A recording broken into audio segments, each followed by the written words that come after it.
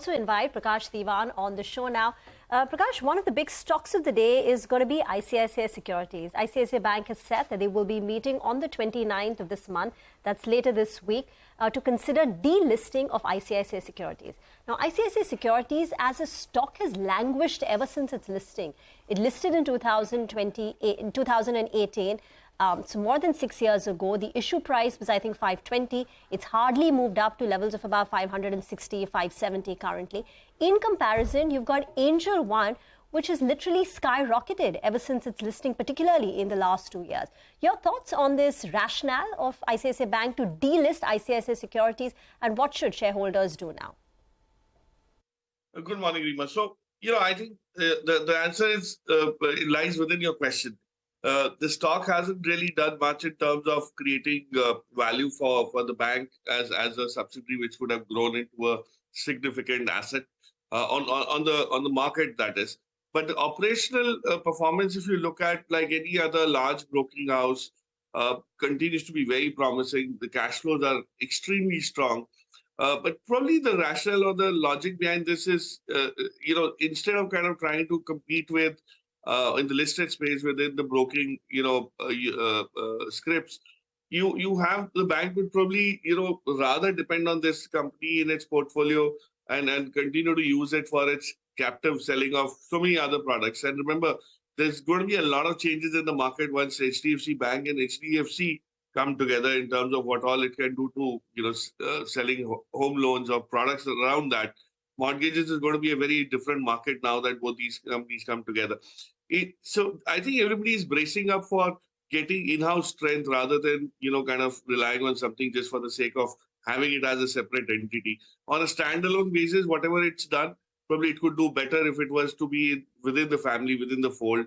And it makes things much easier for them to put money into it for international operational, expansion or, new kind of products on commodities and also. I think the rationale will be probably give depth, a lot of depth to the business, but don't kind of, let it be in the market for so many other reasons where competitive valuations and all of those kind of start factoring in. But for shareholders, I think it's an opportunity to probably make some money because it's not going to be easy for them to be able to get it delisted at the first attempt. And once the pricing kind of gets discovered, it would probably be more favorable for.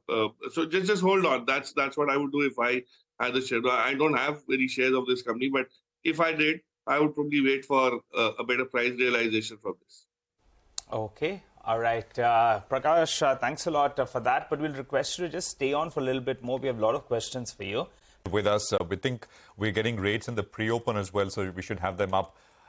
We have the rupee starting to trade and the Nifty on your screen, 13-14 point change, nothing. ICICI Securities, of course, is up 20% in the pre-open, naturally. I mean, they'll have to, the promoters, the bank will have to pay top dollar, I'm assuming, to get the shares off the market if the delisting is to be successful. 675, 676 is where we are at on that one. Prakash is with us. Prakash, any thoughts on Landmark? There were all those blocks that happened. This is the premium car dealership network. I mean, frankly, I was surprised with the kind of names on the other side. As a business, do you like it? Do you think it's scalable in a very large way? Good morning, Prashant. Yeah, so I definitely feel the business is very promising, given the fact that, when there's so much of competition in that segment hotting up, and you're kind of, the value of each of the vehicles that you are selling is constantly going up and at a very rapid pace. There's no reason why you don't make money on that business. The ROEs are very good. You really don't have to invest too much beyond the initial capex. Interestingly, this model has not worked for the not so premium segment. So you have models like Competent Auto and all, which have been in the listed space for ages. But so when Maruti came into India, they actually spawned this whole thing of dealerships across India and networks being created. So you have the Kataria Motors and you have the Chogles. Everybody got into it.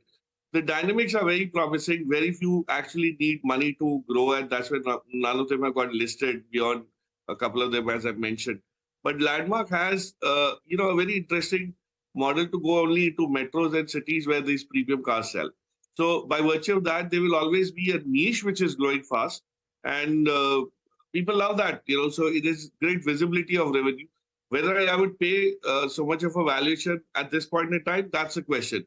I mean, so there are takers for this because you have money which you could deploy for the next 5-6 years and ride on that premiumization curve.